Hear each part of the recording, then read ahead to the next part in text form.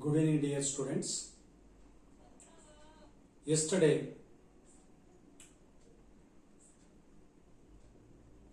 I discussed a very important chapter and I explained about what is the meaning of portfolio,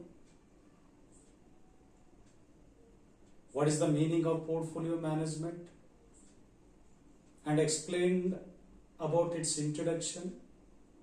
I also explained about objectives of portfolio management, isn't it? But actually I did not explain what are the steps involved in portfolio management.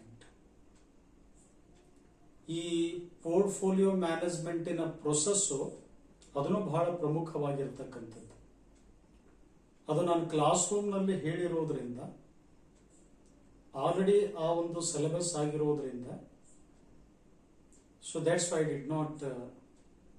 therefore I did not discuss about that particular topic. So ಹಾಗಾಗಿ ಇವತ್ತಿನ ಕ್ಲಾಸ್ನಲ್ಲಿ ಕೆಲವೊಂದು ರೇಷಿಯೋಸ್ಗಳು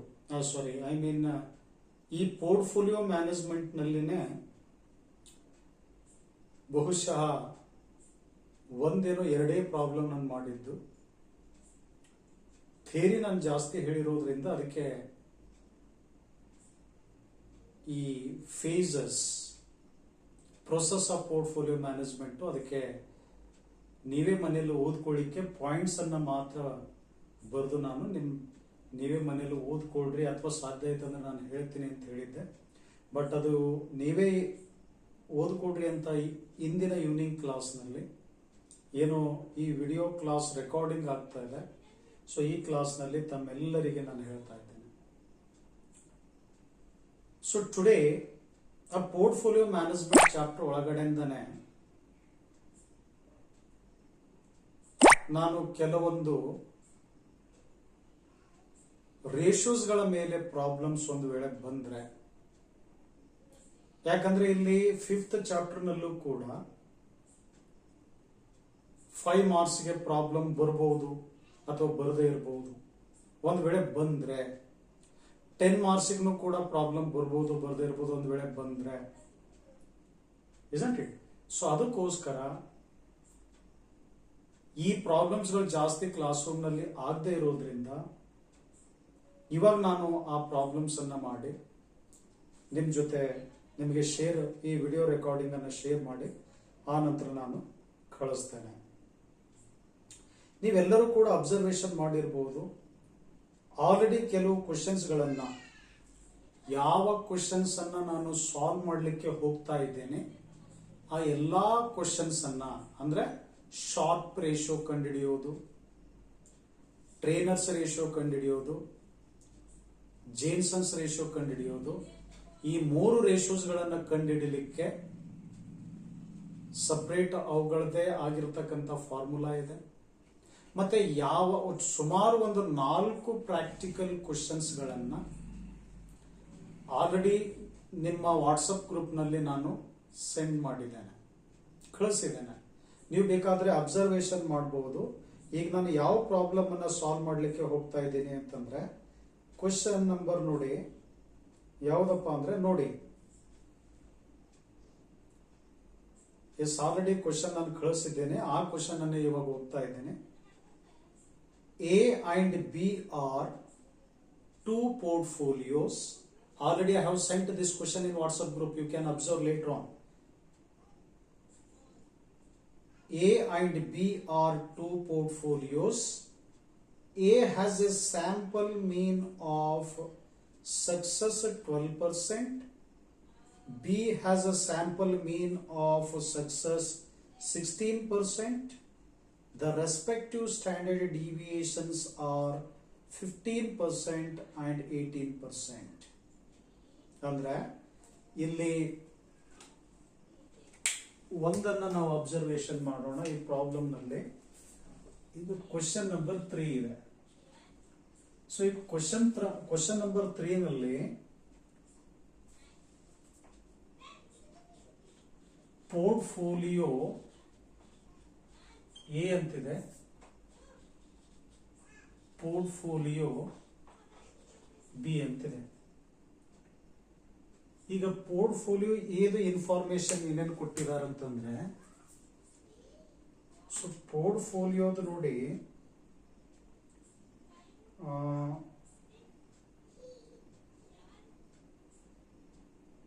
portfolio return of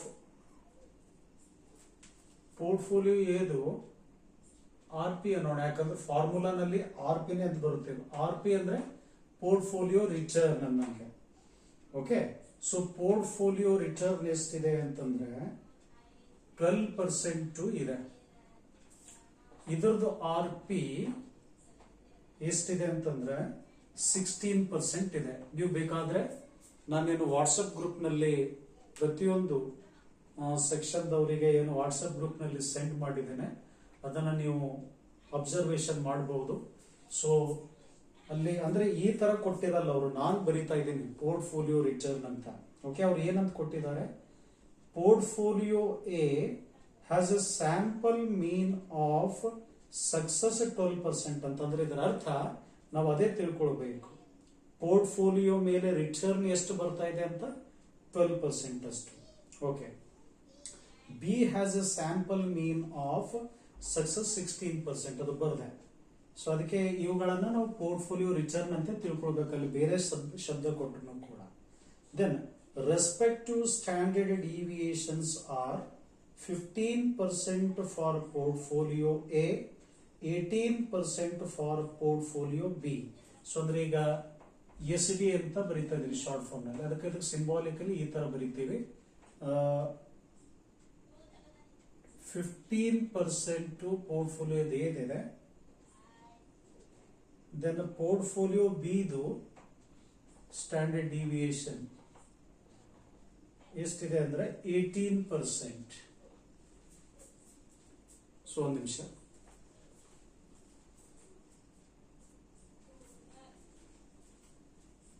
okay. ಇದ್ರ ಜೊತೆಗೆ ಇನ್ನ ಒಂದು ಏನು ಕೊಟ್ಟಿದ್ದಾರೆ ಅಂದ್ರೆ ಮಾರ್ಕೆಟ್ ಇಂಡೆಕ್ಸ್ ಅಂತ. ಮಾರ್ಕೆಟ್ ಇಂಡೆಕ್ಸ್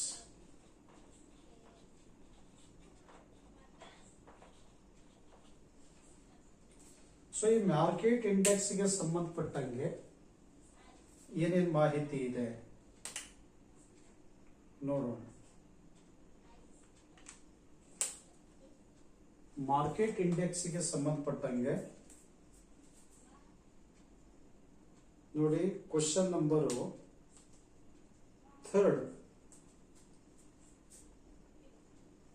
ಈ ಕ್ವಶನ್ ನಂಬರ್ 3 ನಲ್ಲಿ ಮಾರ್ಕೆಟ್ ಇಂಡೆಕ್ಸ್ ಗೆ ಸಂಬಂಧಪಟ್ಟಂಗೆ ಅದರದ್ದು ಅಂದ್ರೆ ಮಾರ್ಕೆಟ್ ರಿಟರ್ನ್ ಎಷ್ಟು ಕೊಟ್ಟಿದ್ದಾರೆ, 12% ಕೊಟ್ಟಿದ್ದಾರೆ. ಇದನ್ನು ಸಪರೇಟ್ ಕಂಡುಹಿಡಿಯಬೇಕು. ದೆನ್ ಸ್ಟ್ಯಾಂಡರ್ಡ್ ಡಿವಿಯೇಷನ್ ಎಷ್ಟು ಕೊಟ್ಟಿದ್ದಾರೆ, SD ಅದು ಎಷ್ಟಿದೆ ಅಂತಂದ್ರೆ 8% ಇದೆ ನೋಡಿ, 8%.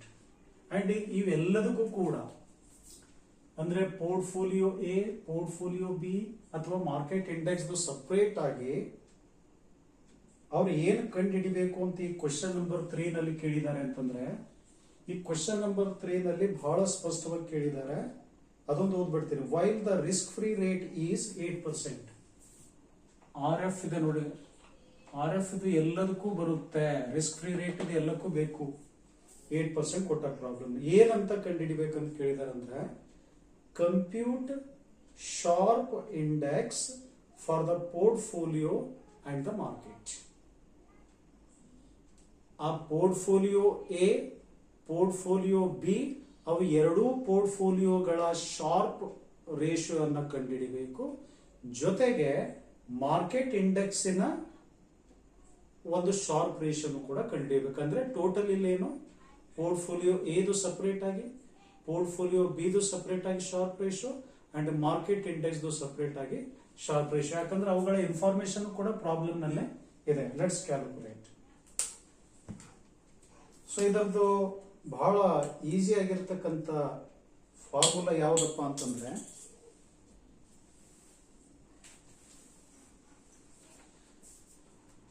ನಿಮಿಷ. ಓಕೆ, ಈಗ ಶಾರ್ಪ್ ಇಂಡೆಕ್ಸ್ ಅಂತ ಕರಿತೀವಿ ಇದಕ್ಕೆ, ಅಥವಾ Sharpe ratio. What is the formula? R P ಅಂತಂದ್ರೆ portfolio return minus R F divided by standard deviation. So R P portfolio return, ಈಗ ನಾವು ಯಾವುದು ಪೋರ್ಟ್ಫೋಲಿಯೋ ಎದು ಆರ್ ಪಿ ಎಷ್ಟಿದೆ ಅಂದ್ರೆ portfolio return. Actually R P ಅಂತ ಪ್ರಾಬ್ಲಮ್ ಕೊಟ್ಟಿಲ್ಲ, already I have cleared that. R P ಎಷ್ಟಿದೆ? 12% ಇದೆ. ಪರ್ಸೆಂಟ್ ಏನು ಬರೆಯೋದು ಬೇಡ. ಮೈನಸ್ ಆರ್ ಎಫ್ ಎಷ್ಟಿದೆ? ಇಲ್ಲಿದೆ ನೋಡ್ರಿ, ಎಲ್ಲದಕ್ಕೂ ಅಪ್ಲಿಕೇಬಲ್ ಆಗುತ್ತೆ ಇದು, ಕಾಮನ್ ಆಗಿ 8%. So divided by standard deviation. ನಾವು ಯಾವ್ದು ಕಂಡುಹಿಡಿತಾ ಇದ್ದೀವಿ? ಪೋರ್ಟ್ಫೋಲಿಯೋ ಏದು ಕಂಡುಹಿಡಿತಾ ಇರೋದ್ರಿಂದ ನಮಗೆ ಪೋರ್ಟ್ಫೋಲಿಯೋ ಏದು ಸ್ಟ್ಯಾಂಡರ್ಡ್ ಡಿವಿಯೇಷನ್ ಎಷ್ಟು? 15%. First of all standard deviation ಅಂದ್ರೆ ಏನು? Standard deviation it is nothing but risk ಒಂಥರ.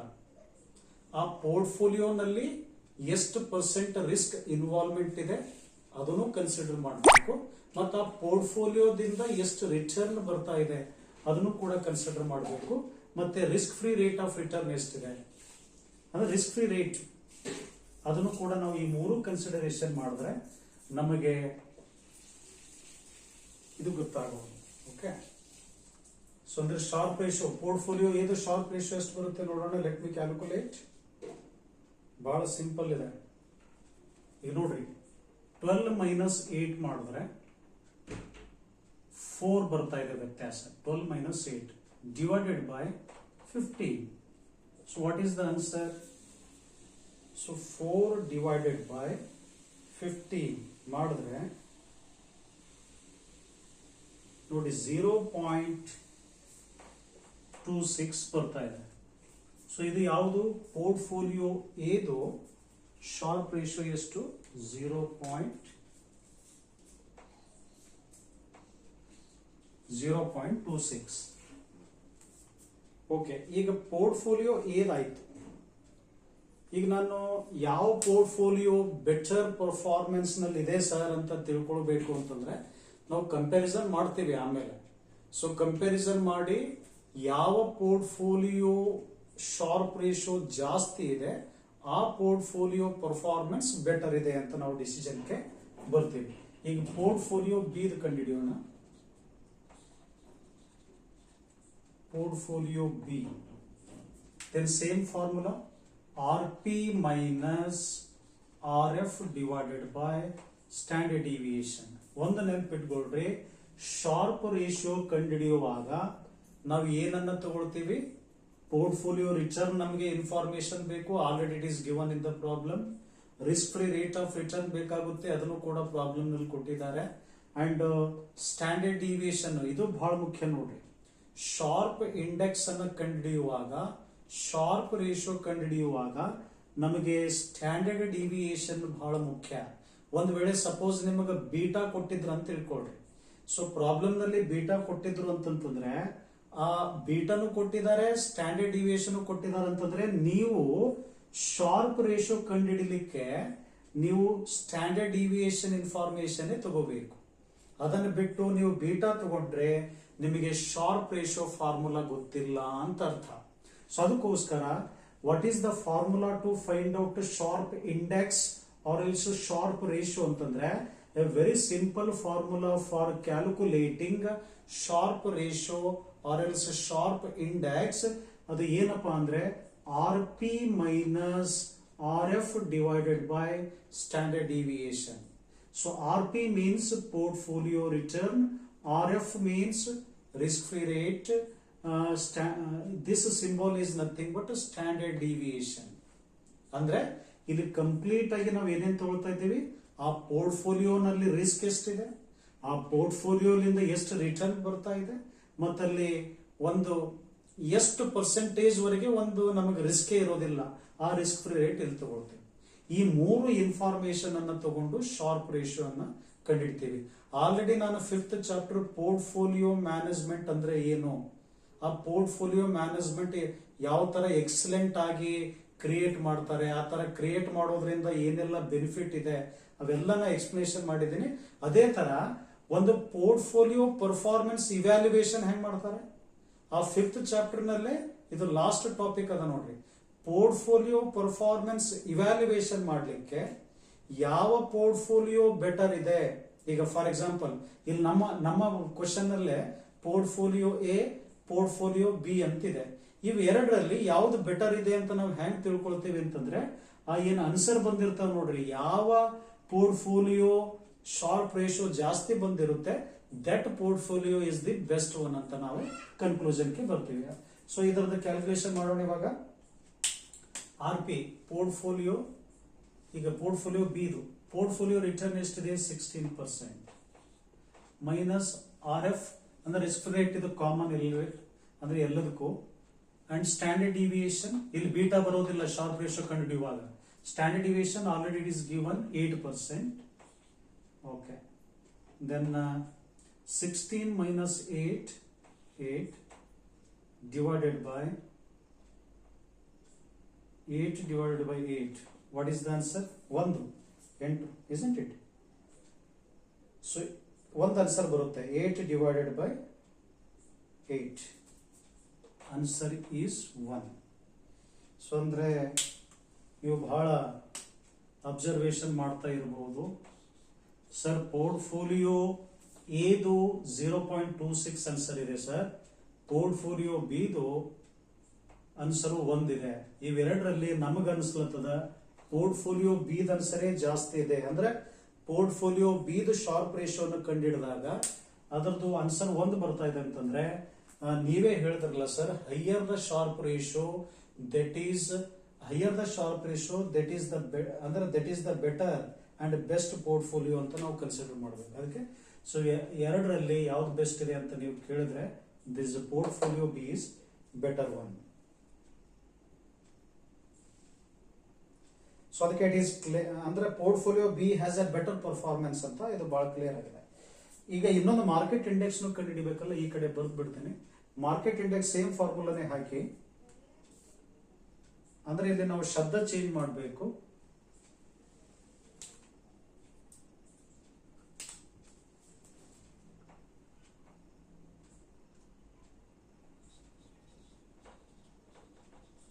Market index equal to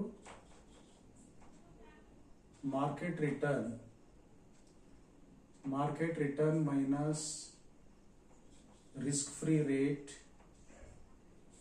divided by market return minus RF divided by standard deviation. So ಈಗ market return ಎಷ್ಟಿದೆ ನಮಗೆ,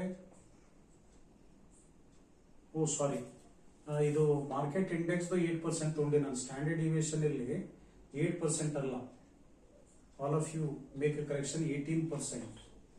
okay, so 8 divided by 18 ಎಷ್ಟಾಗುತ್ತೆ ನೋಡಿ, 8 divided by 18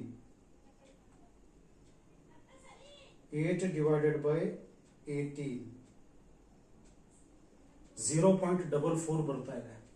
ಅದನ್ನು ಕೂಡ ಪರವಾಗಿಲ್ಲ, 0.44. ಇದು ಒಂದು ಸ್ವಲ್ಪ ನಮ್ ಕಡೆ ಅಂದ್ರೆ there was a correction. Okay, ಅಲ್ಲಿ ಕರೆಕ್ಷನ್ ಮಾಡಬೇಕಾಗಿತ್ತು. ಸೊ ಇವಾಗ ನಾನು ಅಬ್ಸರ್ವೇಷನ್ ಮಾಡಿದೆ, ಮಾರ್ಕೆಟ್ ಇಂಡೆಕ್ಸ್ ಆಕ್ಚುಲಿ ನಾವು ತಗೊಂಡಿವಿ, ಬಟ್ ಸ್ಟ್ಯಾಂಡರ್ಡ್ ಡಿವಿಯೇಷನ್ ಪೋರ್ಟ್ಫೋಲಿಯೋದು ಬಿದು ಕಂಡುಹಿಡಿಯುವಾಗ ಪೋರ್ಟ್ಫೋಲಿಯೋ ಬಿದು ಸ್ಟ್ಯಾಂಡರ್ಡ್ ಡಿವಿಯೇಷನ್ 18 ಇದೆ. ಆ 18 ಬದಲಾಗಿ ನಾನು ಎಷ್ಟು ತಗೊಂಡಿದ್ದೆ, 8 ತಗೊಂಡಿದ್ದೆ. ಓಕೆ, ಇರ್ಲಿ, ಈ ತರ ಒಂದು ಸ್ವಲ್ಪ ಡಿಸ್ಕಷನ್ ಆದ್ರೆ ನಿಮಗೆ ಬಹಳ ಕ್ಲಿಯರ್ ಆಗಿ ಅಂಡರ್ಸ್ಟ್ಯಾಂಡ್ ಆಗೋದು. ಸೊ 8 divided by 18 ಮಾಡಿದ್ರೆ 0.44. ಅದನ್ನು ಕೂಡ ಈ 0.26 ರೇಷಿಯೋ ಹೊಡೆದ 0.44 ಹೊಡೆದ 0.44. ಸೊ ದಟ್ಸ್ ವೈ ಇಲ್ಲಿ ಪೋರ್ಟ್ಫೋಲಿಯೋ ಬಿನೇ ಬೆಟರ್ ಪರ್ಫಾರ್ಮೆನ್ಸ್ ಮಾಡ್ತಾ ಇದೆ. ಓಕೆ, ಇದು ಮಾರ್ಕೆಟ್ ರಿಟರ್ನ್ ನೋಡಿ ಎಷ್ಟಿದೆ, market return 12%, market return 12% minus R F ಎಷ್ಟಿದೆ 8 divided by ಸ್ಟ್ಯಾಂಡರ್ಡ್ ಡಿವಿಯೇಷನ್ ಎಷ್ಟಿದೆ 8. ಸೊ 12 minus 8 ಮಾಡಿದ್ರೆ 4 ಬರ್ತಾ ಇದೆ, divided by 8. Okay, what is the answer? 4 divided by 8, 0.5. ಈಗ ಇದು ಕ್ವಶನ್ ನಂಬರ್ 1 ಆಯ್ತು. ಇದನ್ನು ನಾವು ಪರ್ಸೆಂಟೇಜ್ ನಲ್ಲಿ ನೋಡೋದಾದ್ರೆ ಬೇಕಾದ್ರೆ ಇಂಟು ಇದಕ್ಕೆ 100 ಮಾಡ್ಕೊಳ್ಬಹುದು, ಇದಕ್ಕೂ ಕೂಡ ನಾವು ಇಂಟು 100 ಮಾಡ್ಕೊಂಡ್ರೆ ನಮ್ಗೆ ಗೊತ್ತಾಗುತ್ತೆ ಯಾವುದು ಬೆಟರ್ ಇದೆ ಅಂತ. ಸೊ ಇಲ್ಲಿ ಇದು ಎಷ್ಟಾಗ್ತಾ ಇದೆ, ಇದು 50% ಆಗುತ್ತೆ, isn't it? ಸೊ 26 ಇದು ಬರ್ತಾ ಇದೆ, isn't it? ಇದು 44% ಬರ್ತಾ ಇದೆ, ಇದು 50% ಆಗುತ್ತೆ. ಈ question number 4 solve of it quickly. Question number 4 ಗೆ ಹೋಗೋಣ.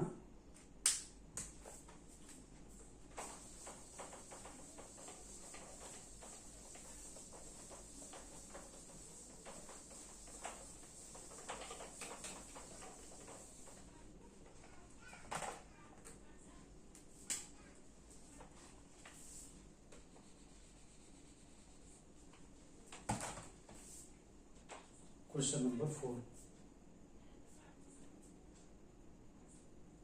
ಈ ಕ್ವೆಶ್ಚನ್ ನಂಬರ್ 4 ನಲ್ಲಿ ಏನು ಕೊಟ್ಟಿದ್ದಾರೆ, ಫಂಡ್ ಎ, ಫಂಡ್ ಬಿ. ಈ ಶಬ್ದ ಚೇಂಜ್ ಆಗಿದೆ ಇಲ್ಲಿ.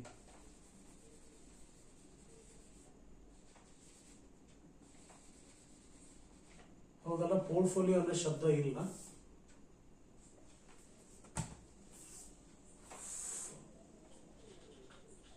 ಫಂಡ್ ಎ, ಫಂಡ್ ಬಿ, ಅದರ ಜೊತೆಗೆ ಫಂಡ್ ಎ, ಫಂಡ್ ಬಿ ಅಂತ ಕೊಟ್ಟಿದ್ದಾರೆ. ಅದರ ಜೊತೆಗೆ ಓಕೆ ರೈಟ್, ನಾವು ಏನ್ ಮಾಡೋಣ ಅಂತಂದ್ರೆ ಎಲ್ಲೂ ಕೂಡ ನೋಡಿ ಕ್ವೆಶ್ಚನ್ ನಂಬರ್ 4 ಏನ್ ಕೇಳಿದ್ದಾರೆ, a mutual fund is trying to decide between 2 investment funds from the past performance. They were able to calculate the following average returns and standard deviation for these funds. The current risk-free rate is 9.5%, and the fund will use this as a measure of risk-free rate. So ನೋಡಿ ಇಲ್ಲಿ ಇದರದ್ದು portfolio return ಎಷ್ಟು ಕೊಟ್ಟಿದ್ದಾರೆ ಅಂದ್ರೆ 17%.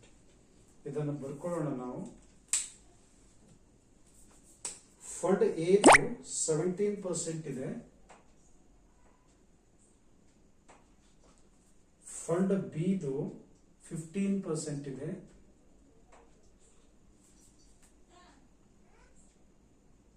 Okay. ಇದು market return ಹಾಗೆ ಇಲ್ಲ.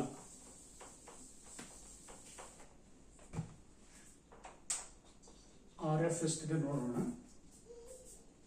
So ನೋಡಿ, ಸ್ಟ್ಯಾಂಡರ್ಡ್ ಡಿವಿಯೇಷನ್ 16% ಫಂಡ್ ಎ ಕೊಟ್ಟಿದ್ದಾರೆ, ದೆನ್ ಫಂಡ್ ಬಿ 12% ಕೊಟ್ಟಿದ್ದಾರೆ,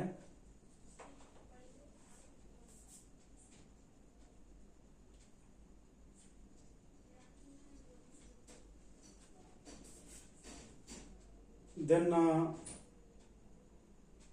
ಇಷ್ಟು ಇನ್ಫಾರ್ಮೇಶನ್ ಅನ್ನು ಕೊಟ್ಟು ರಿಸ್ಕ್ ಫ್ರೀ ರೇಟ್ ಅಂತೂ ಕಾಮನ್ ಆಗಿ 9.5% ಇದೆ. ಇಲ್ಲಿ ಏನ್ ಕೇಳಿದ್ದಾರೆ ನೋಡಿ, the fund will use this as the measure of the risk free rate. Okay, so ಇಲ್ಲೂ ಕೂಡ ನಾವ್ ಏನ್ ಮಾಡಬೇಕು ಅಂತಂದ್ರೆ ಶಾರ್ಪ್ ರೇಷಿಯೋನ ಕಂಡುಹಿಡಿಯಬೇಕು. ಓಕೆ, ಸೊ ಅದಕ್ಕೆ ನಾವು ಫಂಡ್ ಎ ಫಸ್ಟ್ ಕಂಡುಹಿಡಿಯೋಣ, ಆಮೇಲೆ fund B. Fund A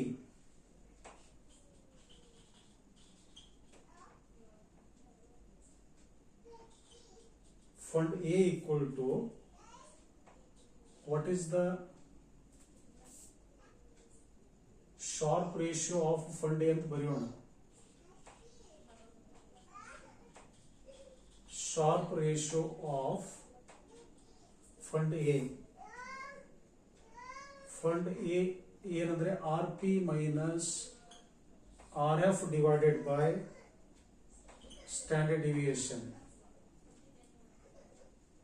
so fund ಎದು ಪೋರ್ಟ್ಫೋಲಿಯೋ ರಿಟರ್ನ್ ಎಷ್ಟಿದೆ ಇಲ್ಲಿ ಬರ್ದಿದ್ದೀನಿ 17%, ಮೈನಸ್ ಆರ್ ಎಫ್ ಎಷ್ಟಿದೆ ಕಾಮನ್ ಆಗಿ 9.5%, ಡಿವೈಡೆಡ್ ಬೈ ಸ್ಟ್ಯಾಂಡರ್ಡ್ ಡಿವಿಯೇಷನ್ ಎಷ್ಟಿದೆ ಫಂಡ್ ಎದು 16%. ಸೊ 17 ಮೈನಸ್ 9.5, 17 ಮೈನಸ್ 9.5 ಮಾಡಿದ್ರೆ 7.5 ಆನ್ಸರ್ ಬರ್ತಾ ಇದೆ. ಅಲ್ಲ, ಕಂಪ್ಲೀಟ್ ಆನ್ಸರ್ ಅಲ್ಲ. 17 ಮೈನಸ್ 9.5 ಮಾಡಿದ್ರೆ 7.5 divided by 16. ಈಗ what is the answer? 7.5 divided by 16 ಮಾಡಿದ್ರೆ we will get 0.4687. So this is the answer. Fund A the Sharpe ratio ಎಷ್ಟು ಬರ್ತಾ ಇದೆ? Fund A the Sharpe ratio ಎಷ್ಟು ಬರ್ತಾ ಇದೆ? 0.4687. ದೆನ್ ಈಗ fund B, let's calculate fund B's. ಏನಿವು? ಎರಡು ಪೋರ್ಟ್ಫೋಲಿಯೋಗಳಿವು, ಅಂದ್ರೆ ಹೆಸರು ಕೊಟ್ಟಾರ ಫಂಡ್ ಎ ಫಂಡ್ ಬಿ. ಇವನು ಕೂಡ ಎರಡು ಪೋರ್ಟ್ಫೋಲಿಯೋಗಳಿದಾವೆ. ಈ ಎರಡು ಪೋರ್ಟ್ಫೋಲಿಯೋಗಳ ಶಾರ್ಪ್ ರೇಷಿಯೋ ಕಂಡು ಹಿಡಿತಾ ಇದ್ದೇವೆ. ಈ ಎರಡು ಪೋರ್ಟ್ಫೋಲಿಯೋಗಳ ಶಾರ್ಪ್ ರೇಷಿಯೋನಲ್ಲಿ ಯಾವ ಫಂಡಿನ ಶಾರ್ಪ್ ರೇಷಿಯೋ ಜಾಸ್ತಿ ಇದೆ ಆ ಫಂಡು ಬೆಟರ್ ಪರ್ಫಾರ್ಮೆನ್ಸ್ ನಲ್ಲಿ ಇದೆ ಅಂತ ನಾವು ಕನ್ಕ್ಲೂಷನ್ಗೆ ಬರ್ತೀವಿ. ಸೊ ಇದು ರೂಲ್ ಇದೆ. ಸೊ ಅದಕ್ಕೆ higher the Sharpe ratio better is the performance. So ಅದಕ್ಕೆ ಈಗ ಫಂಡ್ ಬಿ ನೋಡಿ, ಫಂಡ್ ಇದಂತೂ 0.4687 ಬಂತು. Fund B, so fund B formula Sharpe ratio of fund B equal to RP minus RF divided by standard deviation.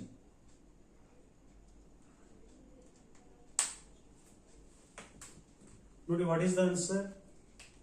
ನೋಡಿ, fund ಬಿದು so RP ಎಷ್ಟಿದೆ ಇಲ್ಲಿದೆ ನೋಡಿ. Fund ಬಿದು RP 15%, ಇದು already it is given in the problem. RF ಎಷ್ಟಿದೆ 9.5 divided by standard deviation. Fund B ನೋಡ್ಬೇಕು ನೀವು. ಎಲ್ಲರೂ fund A ನೋಡಿದ್ರೆ ಅವರ ಆನ್ಸರ್ ವಿಲ್ ಬಿ ರಾಂಗ್. ಈಗ ಆಲ್ರೆಡಿ ಹಿಂದಿನ ಪ್ರಾಬ್ಲಮ್ ಆಗಿತ್ತು ನೋಡ್ರಿ. ಅದಕ್ಕೆ fund B the standard deviation ಎಷ್ಟು? 12. So what is the answer? 15 minus 9.5 divided by 12.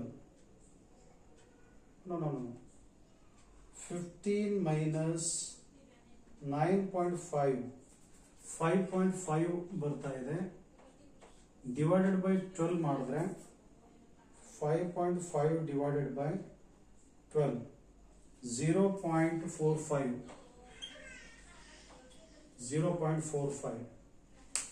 ನೋಡಿ, ಅಂದ್ರೂ ಕೂಡ ಎರಡರಲ್ಲಿ ಯಾವುದು ಜಾಸ್ತಿ ಅನಿಸ್ತಾ ಇದೆ?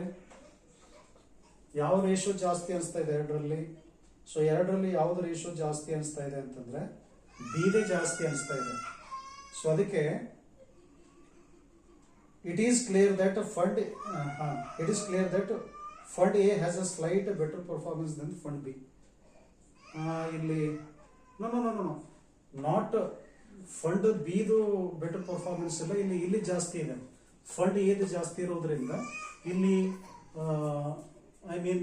The fund A is performing better ಅಂತ ನಾವು ಹೇಳ್ಬೋದು. ಓಕೆ,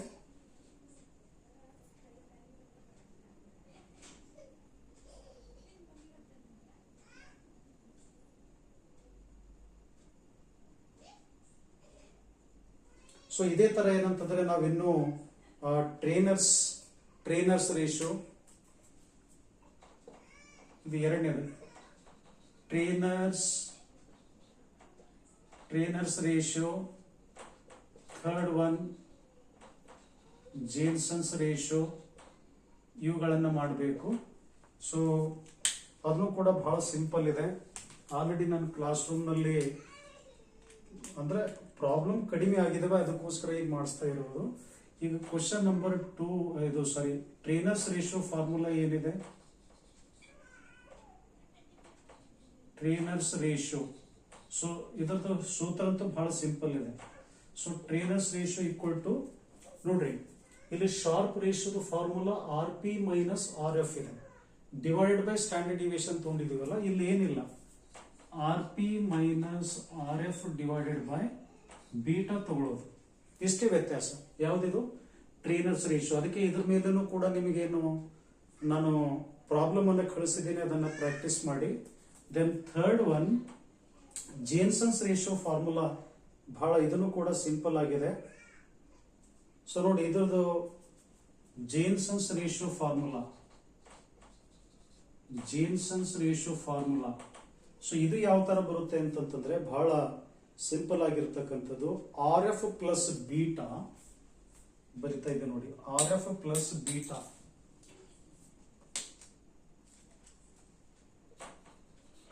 ಆರ್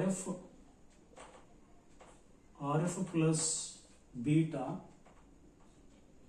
ಇದು ಬೀಟಾ ಇದೆ ನೋಡಿ, R F plus beta K M minus R F, ಅಥವಾ ಇದಕ್ಕೆ ಆರ್ ಎಂ ಅಂತಂದು ಕರೀತಾರೆ, ಆರ್ ಎಂ ಅಂತ ಕರೀತಾರೆ. Don't get confuse. ಕೆ ಬದಲಾಗಿ ಆರ್ ಎಂ ಅನ್ಬಹುದು ನಾವು. ಓಕೆ, ಸೊ ಅಂದ್ರೆ ನಿಮಗೆ ಈ ಸೂತ್ರನು ಕೂಡ ಬಳಸಿ ನೀವು ಈಸಿಯಾಗಿ ಅದನ್ನ ಕಂಡುಹಿಡಿಬಹುದು. ಅದನ್ನ ಮನೆಯಲ್ಲಿ ಪ್ರಾಕ್ಟೀಸ್ ಮಾಡ್ಕೊಳ್ರಿ. ಈಗ ನೋಡಿ, ನೆಕ್ಸ್ಟ್ ಒಂದು ಕ್ವಶನ್ ಇದೆ, ಕ್ವಶನ್ ನಂಬರ್ 5. ಅದನ್ನು ಮಾಡಿದ್ರೆ ಡೆಫಿನೆಟ್ಲಿ ನಿಮಗೆ ಈಸಿಯಾಗಿ ಗೊತ್ತಾಗ್ತದೆ. ಓಕೆ,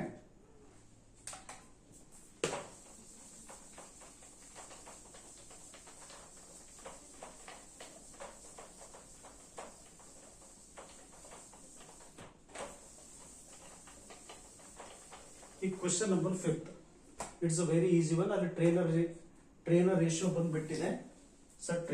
ಟ್ರೈನರ್ ರೇಷಿಯೋದೊಂದು ಪ್ರಾಬ್ಲಮ್ ಮಾಡಿಸ್ಬಿಡಿ ಸರ್. ನೋಡ್ರಿ, ಅದೇ ಅಲ್ಲಿ ಕೆಳಗಡೆ ನಾವು ಶಾರ್ಪ್ ರೇಷಿಯೋ ಕಂಡುಹಿಡಿಯುವಾಗ R P minus R F divided by standard deviation ಅಂತ ತಗೊಳ್ತಿದ್ದೇವಲ್ಲ, ಟ್ರೈನರ್ಸ್ ರೇಷಿಯೋ ಕಂಡುಹಿಡಿಯುವಾಗ ನಾವು ಕೆಳಗಡೆ ಒಂದೇ ಚೇಂಜ್ ಆಗುತ್ತೆ, R P minus R F divided by beta ಅಂತ ತಗೊಳ್ತೀವಿ ಟ್ರೈನರ್ಸ್ ರೇಷಿಯೋ ಕಂಡುಹಿಡಿಯುವಾಗ. ಓಕೆ, ಈ ಕ್ವಶನ್ ನಂಬರ್ 5. ಕ್ವಶನ್ ನಂಬರ್ 5 ನಲ್ಲಿ ನೋಡಿ, ಇಲ್ಲಿ ಎ ಬಿ ಅಂತ ಕೊಟ್ಟಿದ್ದಾರೆ. ನಾವು ಜಸ್ಟ್ ಎ ಬಿ ಅಂತ ತಗೊಳ್ಳೋಣ. ಎ ಅಥವಾ ಬಿ. ಸೊ ಇದರದ್ದು 18% ಇದೆ.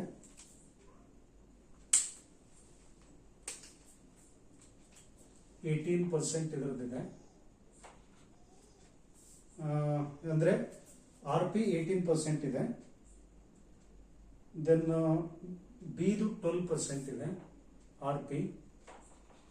ಅವ್ರ ಪ್ರಾಬ್ಲಮ್ದಾಗ ಹೆಂಗ್ ಕೊಟ್ಟಾರಂದ್ರೆ, given are 2 portfolios, calculate Treynor's index, Sharpe's index, evaluate their performance ಅಂತ. ಎರಡರ ಮಧ್ಯದಲ್ಲಿ ಅವುಗಳ ಪರ್ಫಾರ್ಮೆನ್ಸ್ ಅನ್ನು ನಾವು ಕಂಡುಹಿಡಿಬೇಕು. ಓಕೆ, ದೆನ್ ಇಲ್ಲಿ ಬೀಟಾ ಒಂದು ಎಕ್ಸ್ಟ್ರಾ ಕೊಟ್ಟಿದ್ದಾರೆ, ಯಾಕಂದ್ರೆ ಟ್ರೈನರ್ಸ್ ರೇಷಿಯೋ ಕೂಡ ಕಂಡುಹಿಡಿಬೇಕಲ್ಲ ನಾವು. ಸೊ ಬೀಟಾ ಎದು 2 ಇದೆ. ದೆನ್ ಬಿದು ಎಷ್ಟಿದೆ ಅಂತಂದ್ರೆ 1.4, ಬೀಟಾ 1.4. ಓಕೆ, ಸ್ಟ್ಯಾಂಡರ್ಡ್ ಡಿವಿಯೇಷನ್ ನೋಡಿ, ಸ್ಟ್ಯಾಂಡರ್ಡ್ ಡಿವಿಯೇಷನ್ ಎದು 3 ಇದೆ, ಬಿದು ಸ್ಟ್ಯಾಂಡರ್ಡ್ ಡಿವಿಯೇಷನ್ 2 ಇದೆ. ಓಕೆ, ಆರ್ ಎಫ್ ಎಷ್ಟು ಕೊಟ್ಟಿದ್ದಾರೆ ಅಂತಂದ್ರೆ risk free rate is 9%. Okay, so ಇಷ್ಟು ಮಾಹಿತಿಯನ್ನ ಇಟ್ಟುಕೊಂಡು ಈಗ ಕ್ವಶನ್ ನಂಬರ್ 5 ಕ್ಯಾಲ್ಕುಲೇಷನ್ ಮಾಡ್ತಾ ಇದ್ದೀವಿ ನಾವು. ಕ್ವಶನ್ ನಂಬರ್ 5 ಸಾಲ್ವ್ ಮಾಡ್ತಾ ಇದ್ದೀವಿ. ಈ ಕ್ವಶನ್ ನಂಬರ್ 5 ಕ್ವಶನ್ ಆಲ್ರೆಡಿ ನಿಮಗೆ ವಾಟ್ಸ್ಆಪ್ ಗ್ರೂಪ್ ನಲ್ಲಿ ಹಾಕಿದ್ದೇನೆ, ನೀವು ಚೆಕ್ ಮಾಡಿಕೊಂಡು ಪ್ರಾಕ್ಟೀಸ್ ಮಾಡ್ಕೊಳ್ಬಹುದು. ನೋಡ್ರಿ, ಲೆಟ್ಸ್ ಕ್ಯಾಲ್ಕುಲೇಟ್. ಫಸ್ಟ್ ಏನು, ಟ್ರೈನರ್ಸ್ ಇಂಡೆಕ್ಸ್ ಕಂಡುಹಿಡಿರಿ ಅಂತ ಅವ್ರು ಕೇಳಿದ್ದಾರೆ. ಸೊ ಅದಕ್ಕೆ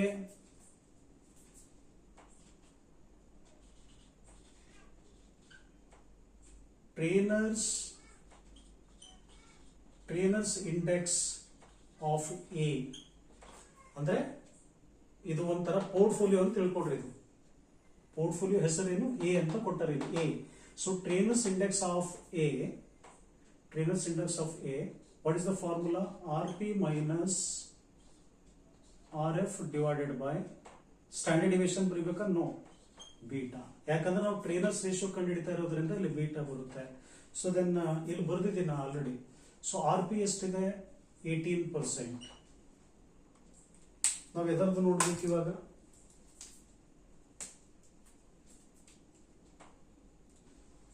ಸೊ ಏದು ಕಂಡು ಹಿಡಿತಾ ಇರೋದ್ರಿಂದ 18% ಪೋರ್ಟ್ಫೋಲಿಯೋ ರಿಟರ್ನ್ ಏದೆಷ್ಟು? ಸಾರಿ, ಆರ್ ಪಿ ಅಂದ್ರೆ ಪೋರ್ಟ್ಫೋಲಿಯೋ ಏದು ಪೋರ್ಟ್ಫೋಲಿಯೋ ರಿಟರ್ನ್ ಎಷ್ಟು ಅಂತಂದ್ರೆ 18% ಇದೆ. ಮೈನಸ್ ಆರ್ ಎಫ್ ಕಾಮನ್ ಆಗಿ 9% ಡಿವೈಡೆಡ್ ಬೈ ಬೀಟಾ ಎಷ್ಟು ಕೊಟ್ಟಿದ್ದಾರೆ? 2. ನೀವು ಇನ್ನೂ ಕೆಲವೊಬ್ರು ಕನ್ಫ್ಯೂಸ್ ಆಗಬಹುದು, ಸರ್ ನೀವು ಬೀಟಾ ಯಾಕೆ ತಗೊಂಡಿದ್ರಿ ಇಲ್ಲಿ? ಯಾಕಂತಂದ್ರೆ ನಾವು ಶಾರ್ಪ್ ರೇಷಿಯೋ ಕಂಡು ಹಿಡಿತಾ ಇಲ್ಲ. ಯಾವುದು ರೇಷಿಯೋ ಕಂಡು ಹಿಡಿತಾ ಇದೀವಿ? ಟ್ರೈನರ್ಸ್ ರೇಷಿಯೋ ಅಥವಾ ಟ್ರೈನರ್ಸ್ ಇಂಡೆಕ್ಸ್ ಕಂಡು ಹಿಡಿತಾ ಇರೋದ್ರಿಂದ ನಮಗಿಲ್ಲಿ ಸ್ಟ್ಯಾಂಡರ್ಡ್ ಡಿವಿಯೇಷನ್ ಬರೋದಿಲ್ಲ ಸೂತ್ರದಲ್ಲಿ, ಬೀಟಾ ಅಂತಾನೆ ತಗೊಳ್ಬೇಕು. ಸೊ ಅದಕ್ಕೆ 18 ಮೈನಸ್ 9 ಡಿವೈಡೆಡ್ ಬೈ 2 ಅಂತ ಈ ತರ ನಾವು ಬರೆದಿರೋದು. ಮತ್ತೆ ಇಲ್ಲಿ ಎಸ್ 18 ಮೈನಸ್ 9 ಆಗುತ್ತೆ divided by 2. What is the answer? Yes 9 divided by 2 ಅಂದ್ರೆ 4.5. 9 divided by 2, 4.5. So our answer is 4.5.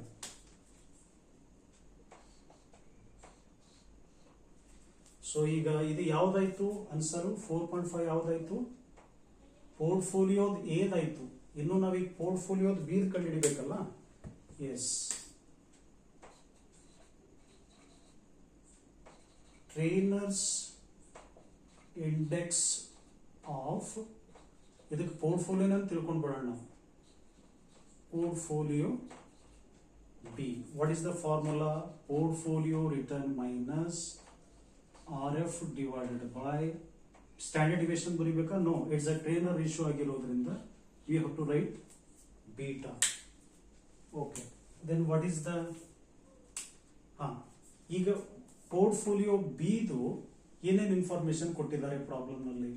Portfolio ಬಿದು ಪೋರ್ಟ್ಫೋಲಿಯೋ ರಿಟರ್ನ್ ಎಷ್ಟು ಕೊಟ್ಟಿದ್ದಾರೆ? 12%. ಮೈನಸ್ ಆರ್ ಎಫ್ ಕಾಮನ್ ಆಗಿ 9% ಬರುತ್ತೆ divided by, then what is the beta value given in problem? ಅಂದ್ರೆ portfolio ಬಿದು, ಅಲ್ಲಿ portfolio ಅನ್ನೋ ಶಬ್ದ ಕೊಟ್ಟಿಲ್ಲ, ಬಟ್ ಬಿ ಅಂದ್ರೆ ಪೋರ್ಟ್ಫೋಲಿಯೋ ಅಂತ ತಿಳ್ಕೊಳ್ಳೋಣ ನಾವು. ಪೋರ್ಟ್ಫೋಲಿಯೋ ಬಿದು ಬೀಟಾ ಎಷ್ಟಿದೆ ಅಂತಂದ್ರೆ 1.4. 12 minus 9, 3 divided by 1.4,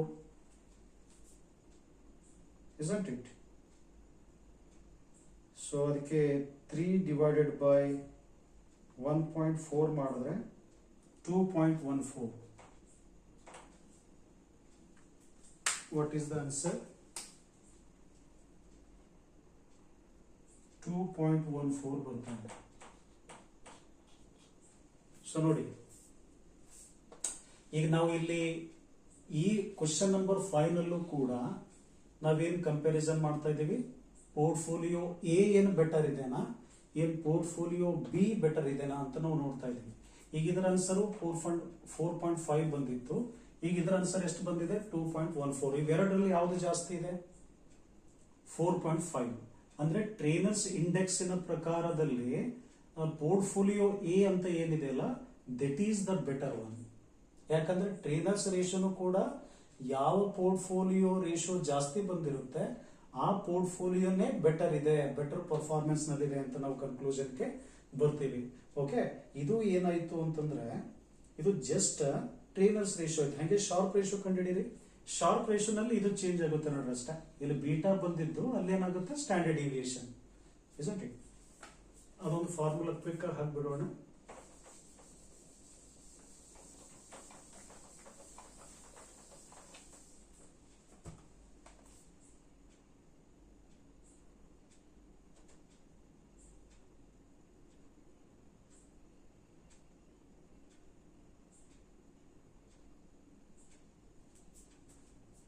Yes, sharp index RP minus RF divided by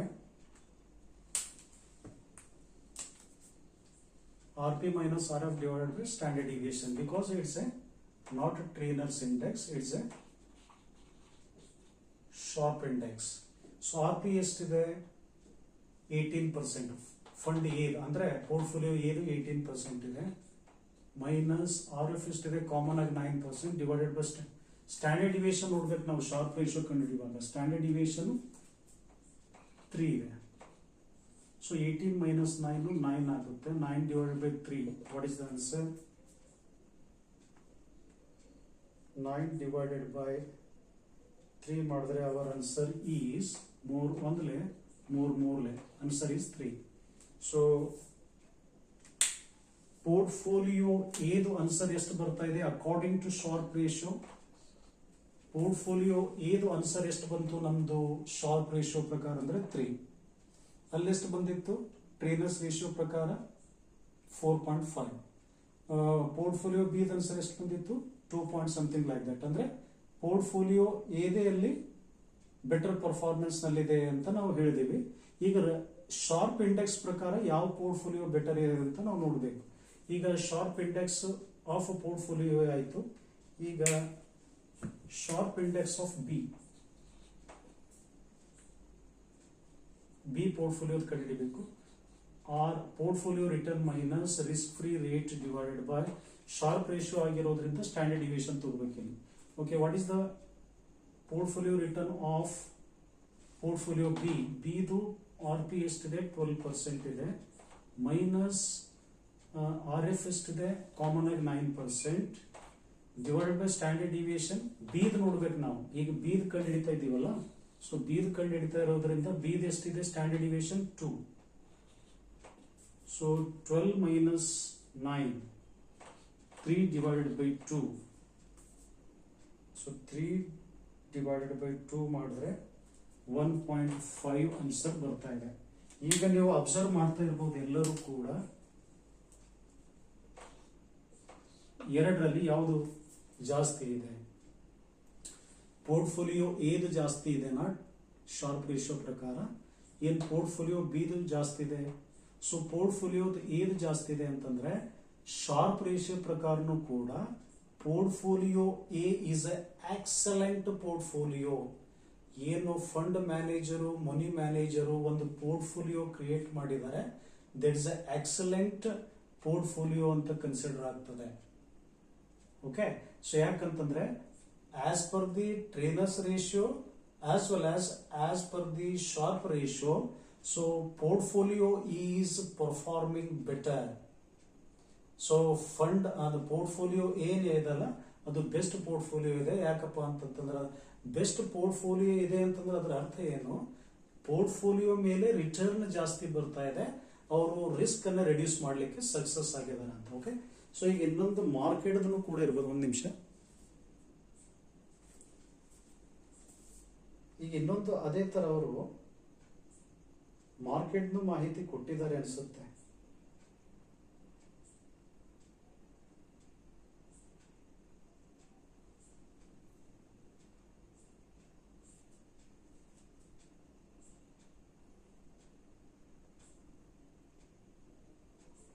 ಆಯ್ತು, ಕೊನೆಯದಾಗಿ ಇನ್ನೊಂದು ಲಾಸ್ಟ್ ಜೇನ್ಸನ್ಸ್ ಮೇಲೆ ಒಂದು ಪ್ರಾಬ್ಲಮ್ ಮಾಡಿ I end up this class. Jensen's the ratio ಏನಿದೆ ನೋಡಿ, ಅಲ್ಲಿ ABC ಮಾರ್ಕೆಟಿಂಗ್ ಇಂಡೆಕ್ಸ್ ಅಂತ ಕೊಟ್ಟಿದ್ದಾರೆ.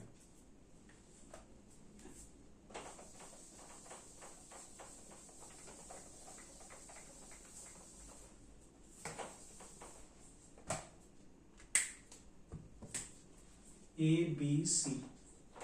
ಓಕೆ, ಇಲ್ಲಿ ಜೇನ್ಸನ್ಸ್ ರೇಷಿಯೋ ಫಾರ್ಮುಲಾ ನಾನು ಅವಾಗಲೇ ಹೇಳಿದ್ದೀನಿ. ಏನಪ್ಪ ಅಂತಂದ್ರೆ ಇಲ್ಲಿ ನಮಗೆ ನೋಡಿ ಬರೀತಾ ಇದ್ದೀನಿ ಇಲ್ಲಿ, ಜೇನ್ಸನ್ಸ್ ರೇಷಿಯೋ ಅಥವಾ index. What is the formula ನೋಡಿ, ಬಹಳ ಸಿಂಪಲ್ ಇದೆ.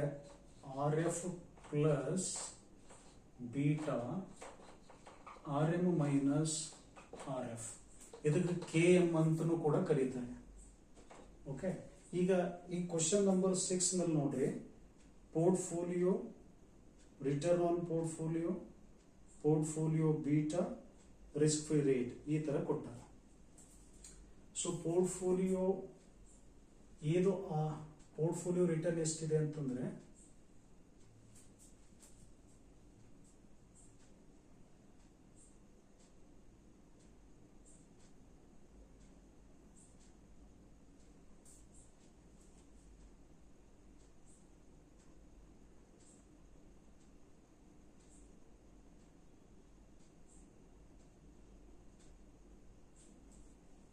ಓಕೆ. ಸೊ ಮೊದಲೀಗ ಇದರದ್ದು ಮಾರ್ಕೆಟ್ ರಿಟರ್ನ್ ಆರ್ ಎಂ ನಾವು ನೋಡ್ಬೇಕಲ್ಲ. ಸೊ ಕೆ ಎಂ ಅಂತ ಏನಂತೀವಿ ಅಥವಾ ಆರ್ ಎಂ,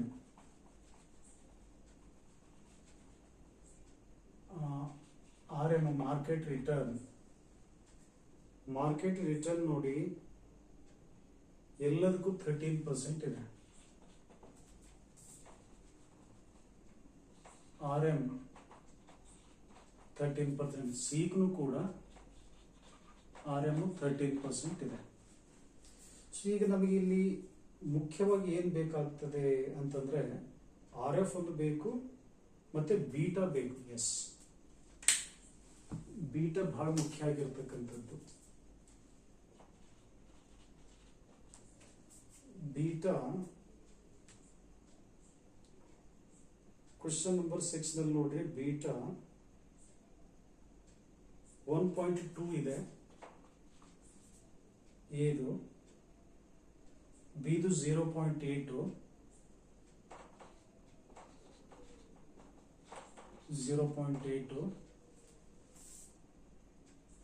ದೆನ್ ಸಿದು 1.5. ಸಿ ಅಂದ್ರೆ ಏನಿವೆಲ್ಲ ಪೋರ್ಟ್ಫೋಲಿಯೋಗಳು. ಇಲ್ಲಿ 3 ಪೋರ್ಟ್ಫೋಲಿಯೋ ಇದಾವೆ, portfolio A, portfolio B, portfolio C. ಈ ಪೋರ್ಟ್ಫೋಲಿಯೋ ಸಿದು ಬೀಟಾ ಎಷ್ಟು ಕೊಟ್ಟಿದ್ದಾರೆ ಪ್ರಾಬ್ಲಮ್ ನಲ್ಲಿ. ಸೊ ಪ್ರಾಬ್ಲಮ್ ನಲ್ಲಿ ಪೋರ್ಟ್ಫೋಲಿಯೋ ಸಿದು ಬೀಟಾ ಎಷ್ಟಿದೆ ಅಂದ್ರೆ 1.5. ಓಕೆ. ಸೊ ಈಗ ನಮಗೆ ರಿಟರ್ನ್ ಆನ್ ಪೋರ್ಟ್ಫೋಲಿಯೋ ಅದು ಇದು 15% ಕೊಟ್ಟಾರೆ. ಇದೇ ನಮಗೆ ಅವಶ್ಯಕತೆ ಬೀಳಲ್ಲ. ಇದು 12% ಇದೆ. ಇದು ಆರ್ ಪಿ 16% ಕೊಟ್ಟಿದ್ದಾರೆ. ನೋಡ್ರಿ, ಪ್ರತಿಯೊಂದಕ್ಕೂ portfolio A, portfolio B, portfolio C, ಈ 3 ಪೋರ್ಟ್ಫೋಲಿಯೋಗಳ ಪೋರ್ಟ್ಫೋಲಿಯೋ ರಿಟರ್ನ್ ಕೊಟ್ಟಿದ್ದಾರೆ, ಮಾರ್ಕೆಟ್ ರಿಟರ್ನ್ ಕೊಟ್ಟಿದ್ದಾರೆ. ಪ್ರತಿಯೊಂದು ಪೋರ್ಟ್ಫೋಲಿಯೋ ಬೀಟಾ ಸಪರೇಟ್ ಇದೆ. ಓಕೆ. ಈ ಫಾರ್ಮುಲಾ ಹಾಕಿ ನಾವು ಜೇನ್ಸನ್ಸ್ ರೇಷಿಯೋ ಕಂಡುಹಿಡಿಬೇಕು. ಯಾವ formula? R F plus beta bracket ನಲ್ಲಿ R M minus R F. Okay. ಈಗ ರಿಸ್ಕ್ ಫ್ರೀ ರೇಟ್ ಒಂದು ಬೇಕಲ್ಲ. ಸೊ ರಿಸ್ಕ್ ಫ್ರೀ ರೇಟು 8% ಇದೆ. Okay. So risk free rate, ಒಂದು ನಿಮಿಷ, ರಿಸ್ಕ್ ಫ್ರೀ ರೇಟು 8% ಇದೆ. So let's calculate. R F ಎಷ್ಟಿದೆ? 8% common ಆಗಿ, ಪ್ಲಸ್ ಬೀಟಾ ಎಷ್ಟಿದೆ? ನಾವೀಗ ಜೇನ್ಸನ್ಸ್ ರೇಷಿಯೋ ಆಫ್ ಎ ಕಂಡು ಹಿಡಿತಾ ಇದ್ದೀವಿ. ಎದು ಅಷ್ಟೇ ನಾವು ನೋಡೋಣ. ಸೊ 8 ಪ್ಲಸ್ ಬೀಟಾ ಎಷ್ಟು? 1.2. ಆರ್ ಎಂ ಎಷ್ಟಿದೆ? Market return 13%. ಇದೊಂದು ಬರೆದಿಲ್ಲ. ಮಾರ್ಕೆಟ್ ಇಂಡೆಕ್ಸ್ ಅಂತ ಪ್ರಾಬ್ಲಮ್ ಕೊಟ್ಟಿದ್ದಾರೆ. ಇದು ಕಾಮನ್ ಆಗಿ ಎಲ್ಲದಕ್ಕೂ 13% ಬರುತ್ತೆ market index. So R M ಅಂದ್ರೇನು? ಮಾರ್ಕೆಟ್ ರಿಟರ್ನ್ ಅಥವಾ market index 13% minus 8.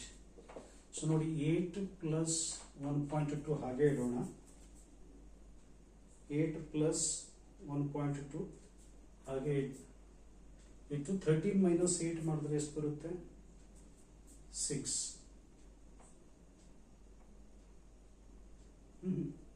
13 minus 8, 5, right?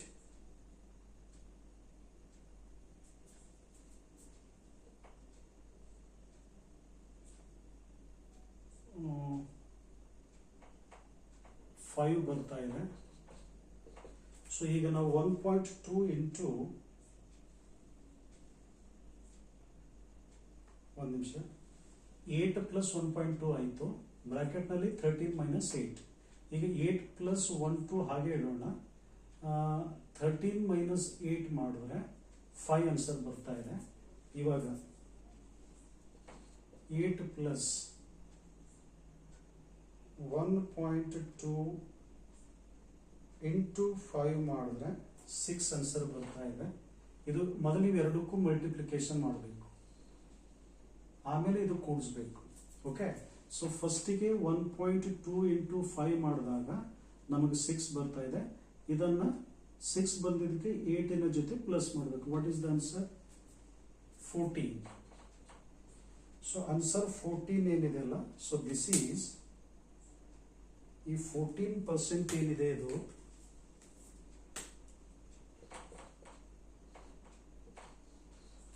ಇದು ಪೋರ್ಟ್ಫೋಲಿಯೋ ಏದು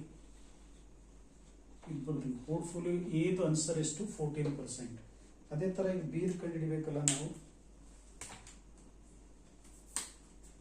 ಬೀದ್, ಸೊ ಬೀದ್ ನೋಡಿ ಸೇಮ್ ಇದೇ ಸೂತ್ರದ ಪ್ರಕಾರ ಆರ್ ಎಫ್ ಎಷ್ಟಿದೆ? ಬೀದು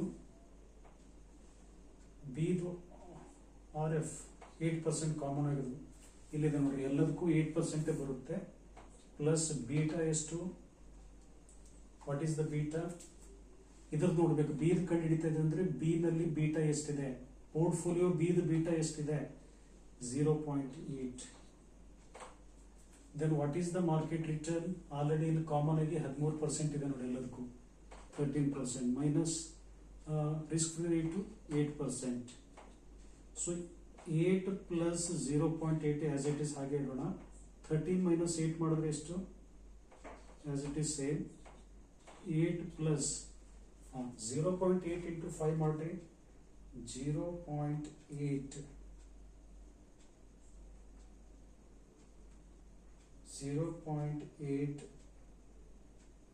ಇಂಟು 5 ಮಾಡಿದ್ರೆ ಆನ್ಸರ್ 4 ಬರ್ತಾ ಇದೆ. ಸೊ 8 ಪ್ಲಸ್ 4 ಮಾಡಿದ್ರೆ 12. So 12% it is portfolio B's answer as per Jensen's ratio. ಈಗ ನಾವು ಯಾವ್ದು ನೋಡ್ತಾ ಇದ್ದೀವಿ? ಶಾರ್ಪ್ ಇಂಡೆಕ್ಸ್ ಪ್ರಕಾರನೂ ಕೂಡ ನೋಡ್ತಾ ಇಲ್ಲ, ಮತ್ತೆ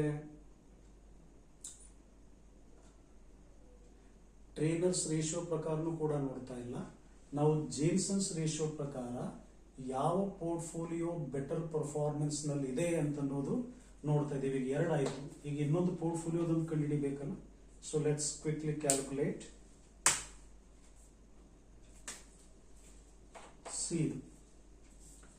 ಸಿ ಪೋರ್ಟ್ಫೋಲಿಯೋದು ನೋಡ್ರಿ, ಈ ಸೂತ್ರದ ಪ್ರಕಾರ ಆರ್ ಎಫ್ ಎಷ್ಟಿದೆ? ಆರ್ ಎಫ್ ಅಂತೂ ಕಾಮನ್ ಆಗಿ 8% ಬರುತ್ತೆ. ಪ್ಲಸ್ ಸೂತ್ರದ ಪ್ರಕಾರ ಬೀಟಾ ಪೋರ್ಟ್ಫೋಲಿಯೋ ಸಿದು ಬೀಟಾ ಎಷ್ಟಿದೆ ಅದು ನೋಡ್ಬೇಕು ನಾವು. ಎಲ್ಲರ ಎದು ಬಿದು ನೋಡಿದ್ರೆ ರಾಂಗ್ ಆಗುತ್ತೆ. ಪೋರ್ಟ್ಫೋಲಿಯೋ ಸಿದು ಬೀಟಾ 1.5 ಇದೆ. So 1.5 isn't it? 1.5. then what is the market return? Market return ಅಂತೂ ಕಾಮನ್ ಆಗಿ ಎಲ್ಲಾ ಪೋರ್ಟ್ಫೋಲಿಯೋಗಳಿಗೆ ಸೇಮೇ ಬರುತ್ತೆ. 13% ಮೈನಸ್ 8 ಸೂತ್ರದ ಪ್ರಕಾರ ಆರ್ ಎಫ್ 8% ಇದೆ. ಸೊ ನೋಡಿ, ಸೊ 8 ಪ್ಲಸ್ ಈ ಕಡೆ ಮುಂದೆ ಬರೀತಾ ಇದ್ದೀನಿ 1.5 ಅದು ಆಸ್ ಇಟ್ ಈಸ್ ಹಾಗೆ ಇಡ್ರಿ. 13 ಮೈನಸ್ 8 ಮಾಡಿದಾಗ ದೆನ್ ಅಗೇನ್ 5. ಇಲ್ಲಿ ನೀವು ಅಬ್ಸರ್ವೇಷನ್ ಮಾಡ್ತಾ ಇದ್ರೆ ಬೀಟಾ ಒಂದು ಮಾತ್ರ ಚೇಂಜ್ ಆಗ್ತಾ ಇದೆ. ನಾವು ಪೋರ್ಟ್ಫೋಲಿಯೋ ಎದು ಜೇನ್ಸನ್ಸ್ ರೇಷಿಯೋ ಕಂಡುಹಿಡಿಯುವಾಗ, ಪೋರ್ಟ್ಫೋಲಿಯೋ ಬಿದು ಜೇನ್ಸನ್ಸ್ ರೇಷಿಯೋ ಕಂಡುಹಿಡಿಯುವಾಗ, as per the Jensen's ratio of portfolio C ಕಂಡುಹಿಡಿಯುವಾಗ ಇಲ್ಲಿ ಬೀಟಾ ಮಾತ್ರ ಚೇಂಜ್ ಆಗ್ತಾ ಇದೆ. ಉಳಿದಿದ್ದೆಲ್ಲ ಆಸ್ ಇಟ್ ಈಸ್ ಸೇಮ್ ಬರ್ತಾ ಇದೆ. ಸೊ ಬೀಟಾದ ಕಾರಣದಿಂದ ಪೋರ್ಟ್ಫೋಲಿಯೋ ಎ ಬಿ ಸಿ ನಲ್ಲಿ ಆನ್ಸರ್ಗಳು ಹೆಚ್ಚು ಕಡಿಮೆ ಬರ್ತಾ ಇದೆ. ಸೊ ಅದಕ್ಕೆ ಈಗ ನೋಡಿ 8 ಪ್ಲಸ್ 1 ಇನ್ನೂ ಪ್ಲಸ್ ಮಾಡೋದಿಲ್ಲ, ಇದಕ್ಕೆ ಮಲ್ಟಿಪ್ಲಿಕೇಶನ್ ಮಾಡಬೇಕು. 1.5 into 5 1.5 into 5. So 8 plus 7.5. what is the answer? So 8 plus 7.5. the answer is 15.5. so 15.5 answer ಬರ್ತಾ ಇದೆ. ಸೊ ಈ 15.5 ಆನ್ಸರ್ ಏನಿದೆ ಅಂತಂದ್ರೆ ನೋಡಿ, ಈಗ ನಮಗೆ 3 ಆನ್ಸರ್ ಬಂದ್ಬಿಟ್ಟು. According to the Jensen's ratio we are making a comparison between 3 portfolios. ಈಗ ಈ ಪ್ರಾಬ್ಲಮ್ ನಲ್ಲಿ ಕ್ವಶನ್ ನಂಬರ್ ಏನು 5th ಇದೆ ಅಥವಾ ಏನು 6th ಇದೆ, ಈ ಕ್ವಶನ್ ನಂಬರ್ ನಲ್ಲಿ 3 ಪೋರ್ಟ್ಫೋಲಿಯೋಸ್ಗಳು ಕೊಟ್ಟಿದ್ದಾರೆ. ಈ 3 ಪೋರ್ಟ್ಫೋಲಿಯೋಸ್ಗಳಲ್ಲಿ ಯಾವುದು ಬೆಟರ್ ಪೋರ್ಟ್ಫೋಲಿಯೋ ಇದೆ, ಯಾವುದು ಬೆಸ್ಟ್ ಪೋರ್ಟ್ಫೋಲಿಯೋ, ಯಾವ ಪೋರ್ಟ್ಫೋಲಿಯೋ ಬೆಸ್ಟ್ ಪರ್ಫಾರ್ಮೆನ್ಸ್ ನಲ್ಲಿದೆ ಅಂತ ನಾವು ಹೇಗೆ ಕಂಡುಹಿಡಿತೀವಿ ಅಂತಂದ್ರೆ ಜೇನ್ಸನ್ಸ್ ರೇಷಿಯೋ ಮುಖಾಂತರ ನೋಡ್ತೀವಿ. ಈ ಜೇನ್ಸನ್ಸ್ ರೇಷಿಯೋ ಮುಖಾಂತರ ಯಾವ ಪೋರ್ಟ್ಫೋಲಿಯೋ ರೇಷಿಯೋ ಜಾಸ್ತಿ ಇದೆ ಅಕಾರ್ಡಿಂಗ್ ಟು ಜೇನ್ಸನ್ಸ್ ರೇಷಿಯೋ ಅದು ಬೆಟರ್ ಅಂತ ನಾವು ಕನ್ಕ್ಲೂಷನ್ಗೆ ಬರ್ತೀವಿ. ಈಗ 15.5 ಇಲ್ಲಿ ಯಾವುದಿದೆ, ಪೋರ್ಟ್ಫೋಲಿಯೋ ಸಿದು ಆನ್ಸರು 15.5% ಪೋರ್ಟ್ಫೋಲಿಯೋ ಸಿದ ಆನ್ಸರ್ ಇದೆ ಅಂತಂದ್ರೆ according to the Jensen's ratio. So this portfolio is better.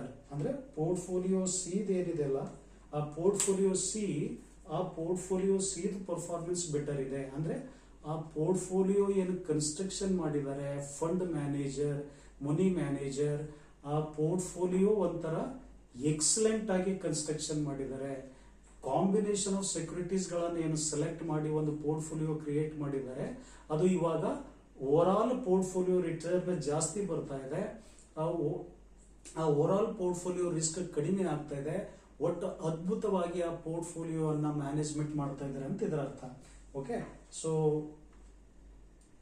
I think ಇವತ್ತಿನ ಕ್ಲಾಸ್ ನಲ್ಲಿ ಇಷ್ಟಿರ್ಲಿ. ನಿಮಗೆ ಶಾರ್ಪ್ ರೇಷಿಯೋ ಮೇಲೆ ಏನಾದರೂ ಪ್ರಾಬ್ಲಮ್ ಎಕ್ಸಾಮಿನೇಷನ್ ಅಲ್ಲಿ, ಶಾರ್ಪ್ ರೇಷಿಯೋ ಮೇಲೆ, ಟ್ರೇನರ್ಸ್ ರೇಷಿಯೋ ಮೇಲೆ, ಜೇನ್ಸನ್ಸ್ ರೇಷಿಯೋ ಮೇಲೆ ಏನಾದರೂ ಪ್ರಾಬ್ಲಮ್ ಬಂದ್ರೆ ಸೊ ಡೆಫಿನೆಟ್ಲಿ ಇವುಗಳನ್ನ ಸಾಲ್ವ್ ಮಾಡ್ರಿ ಅಂತ ಹೇಳ್ತಾ ಆಯ್ತು.